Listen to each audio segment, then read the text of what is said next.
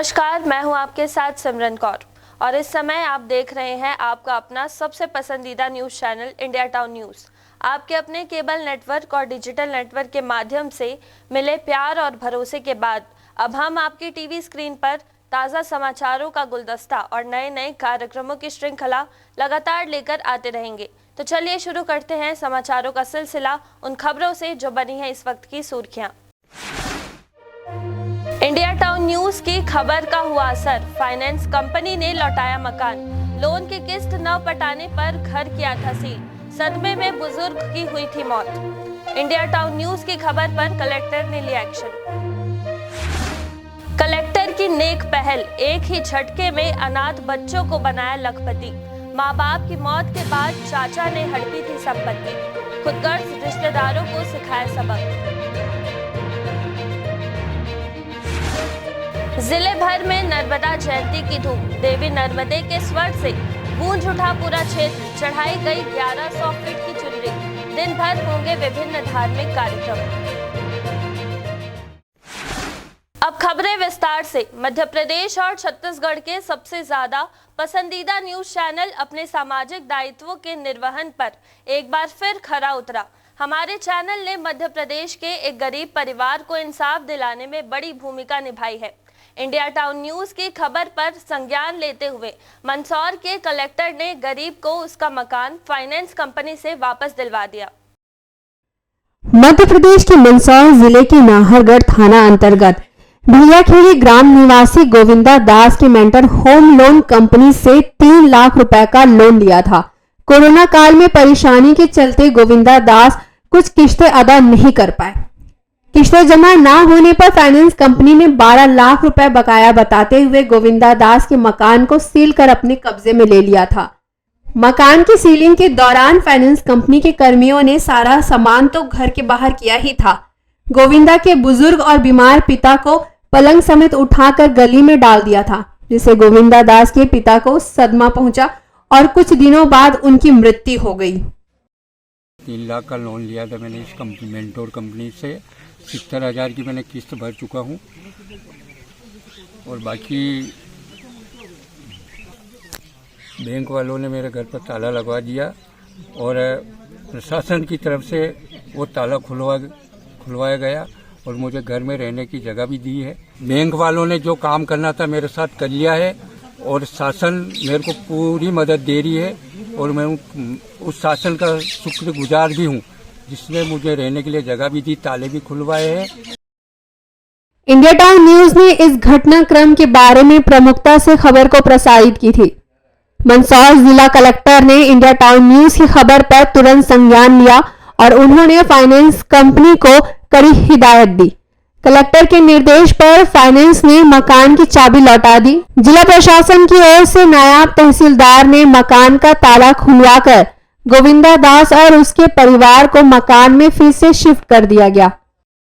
ये भैयाखेड़ी में जो मामला हुआ था, बैंक वालों ने जो मकान कुर्की करा था उस प्रशासन द्वारा ताला खुलवा दिया गया है और परिवार उस मकान में अपने शिफ्ट है, वहाँ रह रहे हैं शांतिपूर्वक, कोई दिक्कत नहीं।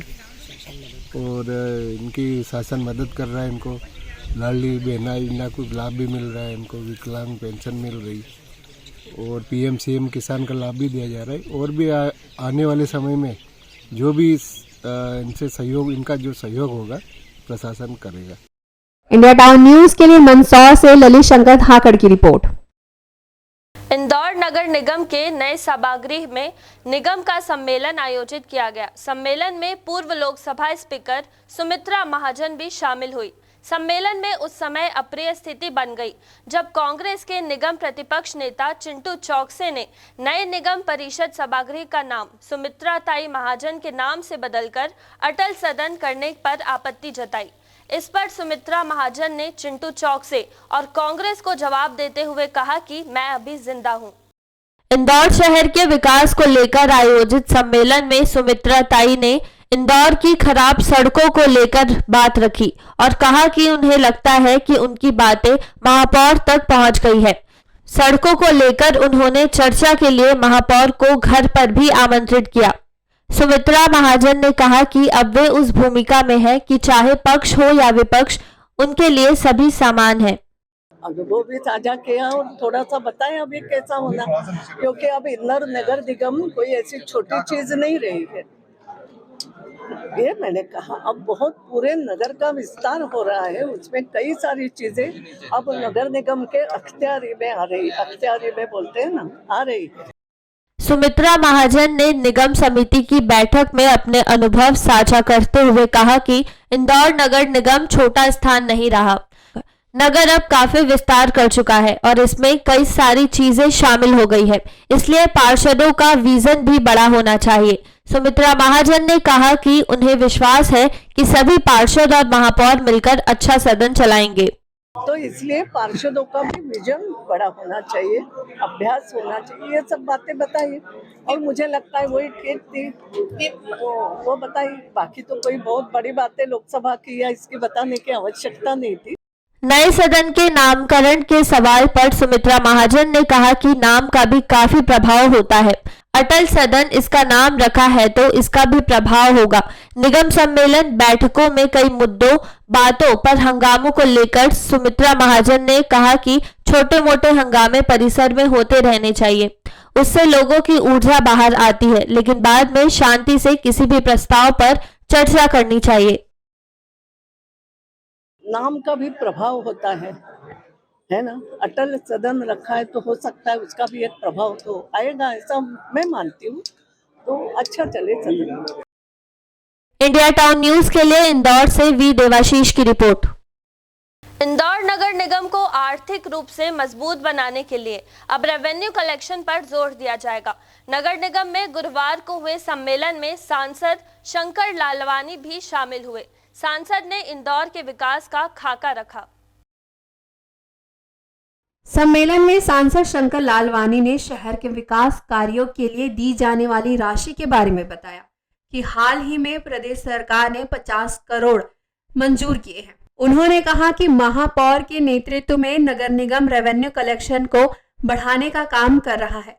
सांसद ने इंदौर के नागरिकों को बकाया टैक्स का भुगतान करने का आग्रह किया है। देखिए, हाल ही में प्रदेश सरकार ने 50 करोड़ रुपए नगदी दिए हैं और माननीय महापौर जी के नेतृत्व में जो हमारा रेवेन्यू डिपार्टमेंट है, वो जो रेवेन्यू कलेक्शन है उसको किस प्रकार से बढ़ाया जाए। और मैं आपके माध्यम से भी जनता से निवेदन करूंगा, जो हमारा संपत्ति कर है, पानी का बिल है, वो समय पर बढ़ेंगे तो विकास के काम होंगे। सरकार मदद कर रही है। आने वाले दिनों में आप देखेंगे कुछ ही समय में बहुत सारे टेंडर हो रहे हैं और विकास के कार्य निकलेंगे। सांसद लालवानी ने बताया कि आने वाले दिनों में कई विकास कार्यों के टेंडर निकाले जाएंगे। सरकारी विभागों से बकाया टैक्स वसूली को लेकर सांसद लालवानी ने कहा कि इंदौर नगर निगम में ऐसे सरकारी विभाग को नोटिस जारी किए गए हैं जिनका राजस्व बाकी है और प्रयास किया जाएगा कि आने वाले समय में यह राजस्व निगम इकट्ठा करेगा। निगम ने सरकारी विभागों को भी नोटिस दिया है। हाल ही में केंद्र सरकार के 1-2 विभाग थे, उनको भी नोटिस दिया और हम प्रयास कर रहे हैं केंद्र से उनको राशि समय पर मिल जाए। सांसद ने बताया कि किसान, सड़क निर्माण और रेलवे लाइन से जुड़े उनके पास आए मामलों को लेकर उन्होंने केंद्रीय रेल मंत्री, केंद्रीय सड़क एवं परिवहन मंत्री से भी चर्चा की। इस दौरान भूमि अधिग्रहण, मुआवजे को भी लेकर बात की गई है और कई अहम मुद्दों पर चर्चाएं हुई है और निर्णय लिए गए हैं। किसान मुझसे मिले थे और मैंने 2 विषय थे, एक रेलवे को लेकर, इंदौर बुधनी रेलवे को लेकर, और एक आउटर रिंग रोड को लेकर। दोनों विषय में मैं रेल मंत्री जी से मिला था, उनको पत्र भी दिया था और जो किसान मांग कर रहे हैं कि बाजार मूल्य या उसकी गाइडलाइन बढ़ाई जाए, उसको लेकर चर्चा हुई थी और नितिन गडकरी से भी मुलाकात हुई थी। इंडिया टाउन न्यूज के लिए इंदौर से वी देवाशीष की रिपोर्ट। इंदौर मेट्रो से जुड़े निर्माण कार्य तेज गति से पूर्ण हो, इसके लिए सभी आवश्यक कार्यवाही जल्द से जल्द पूरी हो और सभी अवरोधों को अगले 7 दिन में दूर किया जाए। यह निर्णय इंदौर कलेक्टर आशीष सिंह की मौजूदगी में हुई इंदौर मेट्रो से जुड़े सभी संबंधित विभागों के अधिकारियों की बैठक में लिया गया। इंदौर कलेक्टर आशीष सिंह ने कलेक्टर कार्यालय में गुरुवार को मेट्रो से जुड़े सभी विभागों के अधिकारियों की बैठक बुलाई। कलेक्टर ने मेट्रो के निर्माण कार्य के संबंध में जानकारी ली। उन्होंने metro station, metro line, metro के दूसरे चरण के तहत किए जाने वाले कार्यों और उसमें आ रही बाधाओं की जानकारी ली। बैठक में कलेक्टर ने निर्माण कार्य में आ रही प्रक्रियात्मकता कार्यवाहियों को पूर्ण करने और अन्य बाधाओं को अगले 7 दिन में दूर करने के निर्देश दिए। मेट्रो स्टेशन पर पार्किंग की समुचित व्यवस्था करने के विशेष निर्देश दिए गए हैं। देखिए, मेट्रो प्रोजेक्ट जो इंदौर शहर में चल रहा है उसकी समीक्षा करी गई और उसमें कुछ जो रुकावटें आ रही हैं मेनली उस चीज़ की समीक्षा के लिए बैठक रखी गई थी। हमारा जो उद्देश्य है कि काम में अगर कोई बाधा आ रही है जिसकी वजह से कार्य हमारा रुका हुआ है या काम में कोई व्यवधान किसी तरीके का उत्पन्न हो रहा है तो वो नहीं होना चाहिए। संबंधित अधिकारियों को निर्देश दिए गए हैं कि ऐसे पॉइंट्स अर्जेंट बेसिस पर हमारे संज्ञान में लाएं और तत्काल ही उनका निराकरण हमारी तरफ से किया जाएगा। इसके साथ साथ ये भी निर्देश प्रदान किए गए हैं कि जहाँ जहाँ पर भी मेट्रो स्टेशंस बन रहे हैं वहाँ की प्लानिंग बहुत अच्छे तरीके से होनी चाहिए, क्योंकि वहाँ पर पार्किंग की सुविधा भी हो और आवाजाही वहाँ अच्छे ढंग से हो चुके जो दूसरे साधन होते हैं कम्युनिकेशन के, उनसे कनेक्टिविटी मेट्रो स्टेशंस की बहुत अच्छी हो, ये भी ध्यान में रखे जाने की आवश्यकता है। इसके लिए जो school of planning and architecture है उनकी सेवाएं ली जा रही हैं भोपाल से और उनके द्वारा एक प्रेजेंटेशन भी बहुत जल्दी दिखाई जाएगी। इसके साथ साथ कई विभागों से संबंधित जैसे कि पुलिस के कई सारे ऑफिस आ रहे हैं, नगर निगम की कई सारी बिल्डिंग्स आ रही हैं, शिक्षा विभाग और स्वास्थ्य की भी कुछ बिल्डिंग्स आ रही हैं, उनके लिए वैकल्पिक स्थान देखने का और उसके विकल्पों के साथ में संबंधित विभागों के साथ बैठक करने के निर्देश दिए गए हैं। कुल मिलाकर ये प्रोजेक्ट हमारा जो तय समय सीमा है उसमें चले, क्योंकि केंद्र सरकार और राज्य सरकार दोनों का ये जॉइंट प्रोजेक्ट है, इसलिए बहुत इम्पोर्टेंट है जनता की सुविधा की दृष्टि से भी। तो तय समय सीमा में हो और कोई भी व्यवधान ना आए, ये चीज़ आगे सुनिश्चित करी जाएगी। इंदौर में सितंबर को सुपर कॉरिडोर पर मेट्रो का सफल ट्रायल रन हो चुका है। करीब 6 किलोमीटर लंबा ट्रायल रन किया गया है। पहले चरण में मेट्रो के 17.5 किलोमीटर लंबे ट्रैक पर काम चल रहा है। इंदौर में मेट्रो ट्रेन के 38 स्टेशन बनेंगे। इंडिया टाउन न्यूज के लिए इंदौर से देवाशीष की रिपोर्ट। मध्य प्रदेश के श्योपुर के कलेक्टर संजय कुमार ने एक ऐसी पहल की जो खुदगर्ज रिश्तेदारों को सबक सिखाने के लिए नजीर बन गई। कलेक्टर की इस पहल से 3 अनाथ बच्चे एक ही झटके में लखपति और 3 मंजिला मकान के मालिक बन गए। कलेक्टर संजय कुमार की सहृदयता और न्यायप्रियता के लोग कायल हो गए हैं। बीते मंगलवार को कलेक्टर कार्यालय में आयोजित जन सुनवाई में बच्चों के साथ पहुंचे नाना नानी ने कलेक्टर को अवगत कराया कि उनकी बेटी और दामाद की मृत्यु हो चुकी है। उनके 7 से 9 साल की आयु के 3 बच्चे अनुष्का, आरुषि एवं अनुभव है। बेटी और दामाद की मृत्यु के बाद पूरी पैतृक संपत्ति बच्चों के चाचा ने अपने कब्जे में कर लिया है और वर्तमान में चाचा ग्वालियर में रहता है और बच्चे उनके पास गांव सोईकला में रहते हैं। कलेक्टर संजय कुमार ने फौरन पहल करते हुए बच्चों के चाचा रवि गौड़ को जन सुनवाई के दौरान ही फोन करके अपने समक्ष बुधवार को पेश होने के निर्देश दिए। बुधवार को रवि गौड़ की उपस्थिति होने पर बच्चों एवं उनके नाना नानी को भी बुलाया गया तथा बेची गई पैतृक संपत्ति की राशि में से 35 लाख रुपए की एफडी बच्चों के नाम से बैंक में जमा कराई गई। साथ ही केशव नगर स्थित 3 मंजिला मकान का विधिवत नोटरी अनुबंध बच्चों के पक्ष में कराकर उनकी सुपुर्दगी में दिया गया। बच्चों के नाना नानी ने कलेक्टर के प्रति आभार व्यक्त किया। वहीं सोईकला के ग्रामीण भी कलेक्टर की इस बेमिसाल पहल से बेहद खुश है। इंडिया टाउन न्यूज के लिए श्योपुर से उमेश सक्सेना की रिपोर्ट।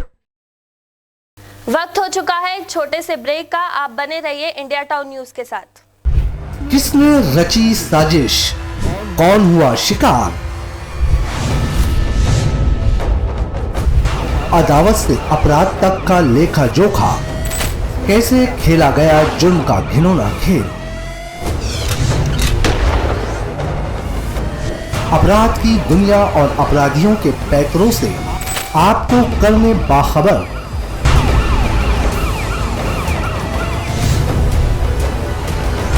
देखिए इंडिया टाउन न्यूज पर जरायम हर रविवार रात 8 बजे। कब और कहां आपके सितारों ने बदली चाल, कौन सा मुहूर्त होगा फलदायी, किस घड़ी कटेगी आपकी विपदा भारी, पंचांग मुहूर्त और चौघड़ियों का मेल, किस रंग और अंग से बदलेगा किस्मत का खेल। शुभ कामों की हर शुरुआत हर रोज सुबह होगी इंडिया टाउन न्यूज के साथ। देखिए हमारा खास कार्यक्रम भाग्य चक्र सुबह 8 बजे।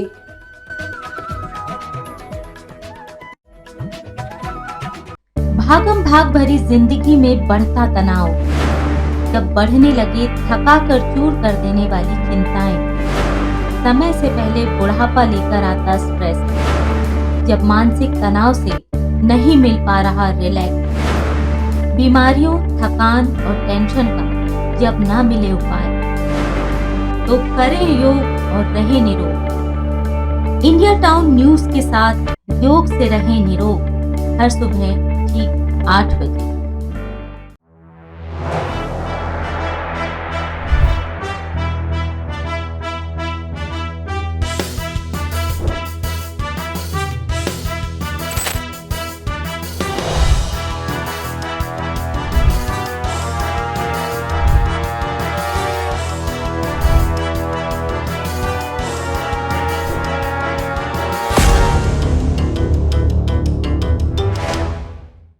ब्रेक के बाद आप सभी दर्शकों का स्वागत है।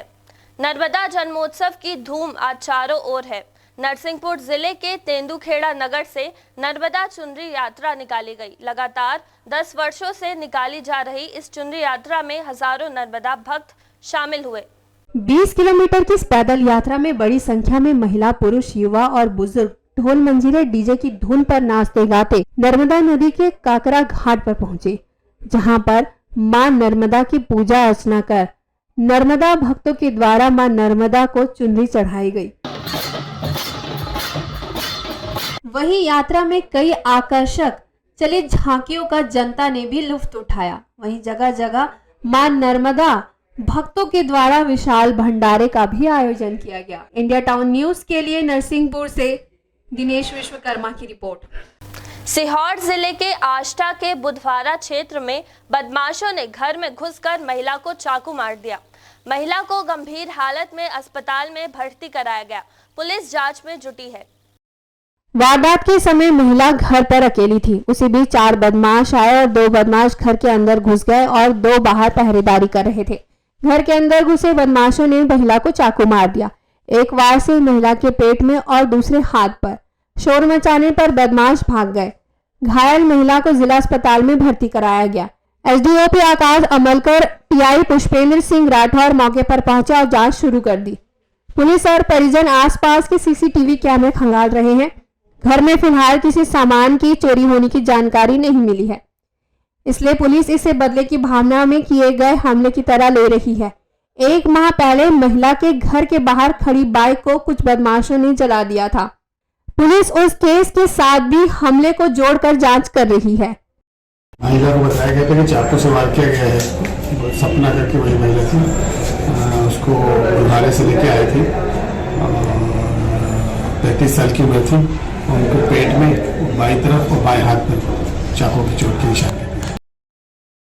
इंडिया टाउन न्यूज के लिए सीहोर से वसीमुद्दीन की रिपोर्ट। शाजापुर जिले के शुजालपुर आष्टा नेशनल हाईवे क्रमांक 752C पर जेठरा जोड़ के पास केसर पेट्रोल पंप के सामने एक बाइक व कार की भिड़ंत हो गई। हादसे में मां, बेटे व 2 वर्षीय बच्चे की मौत हो गई। घटना को देखने वाले पवन गायकवाड़ ने बताया कि कार आष्टा से शुजालपुर की तरफ आ रही थी। राम रनायल निवासी महिला, पुरुष एवं एक बच्चा बाइक पर सवार थे और कार ने सामने से टक्कर मार दी। टक्कर इतनी तेज थी कि महिला बाइक से उछलकर सड़क किनारे दूर जा गिरी तथा बाइक के परखच्चे उड़ गए। कार भी बुरी तरह क्षतिग्रस्त हुई है। हादसे में बाइक सवार महिला एवं पुरुष की मौके पर ही मौत हो गई। घटना स्थल के पास ही गंभीर घायल अवस्था में मिले 2 वर्षीय बालक को 108 एम्बुलेंस में शुजालपुर सिटी सिविल अस्पताल भेजा गया। इंडिया टाउन न्यूज के लिए शाजापुर से दिलीप की रिपोर्ट। तो ये थी अब तक की खबरें। जाने से पहले हम आपको एक बार फिर बता दें कि हम अब पूरे छत्तीसगढ़ में आपके अपने केबल नेटवर्क के माध्यम से टीवी स्क्रीन पर भी उपलब्ध है। आप अपना भरोसा और स्नेह इसी तरह कायम रखें। अगले बुलेटिन में ताज़ा तरीन खबरों के साथ हम फिर होते हैं हाजिर। तब तक ज्ञान, मनोरंजन और हर पल के अपडेट के लिए आप देखते रहें इंडिया टाउन न्यूज़, भारत की बात। मुझे इजाजत दीजिए। नमस्कार। मिलिए सबसे बड़ी खबर से। छोटे शहर की बड़ी कहानियां, हमने वो देखा जो अनकहा है। अब खबर आपकी उंगलियों पर, खबरों से परे, हर खबर पर हमारा नजरिया। इंडिया टाउन न्यूज, भारत की बात।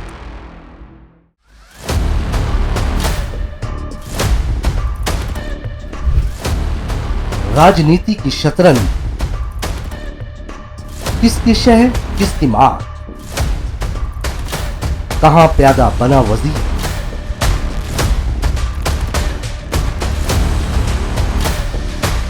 हर कदम के साथ बदलती तस्वीर जो तय करेगी प्रदेश की तकदीर।